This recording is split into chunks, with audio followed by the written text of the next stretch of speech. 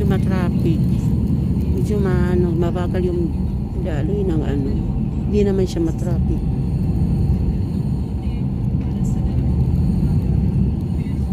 Kanina doon guys sa banda ng Antipolo, mismo sa Antipolo, may nabangga na motor.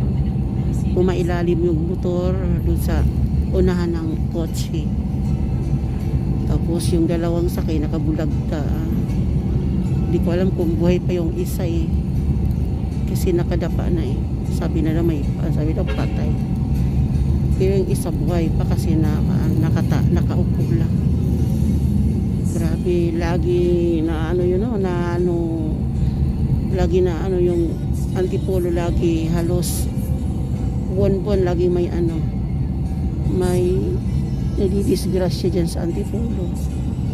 Diyos ko Lord. Kaya mag-ingat-ingat talaga tayo sa mga, lalo yung mga nagmamaniho, huwag masyado pabilis ko magpatakbo ng motor. Kahit anong sasakyan, mamotor pa yan, tricycle, kotse, dapat maging maingat tayo sa pagbabiyahe kasi iba ng panahon ngayon. Laging manalangin kung nasa biyahe. Huwag kasiro magmaniho. So lang po guys, bye bye. Kasi medyo yung natin daloy ngayon.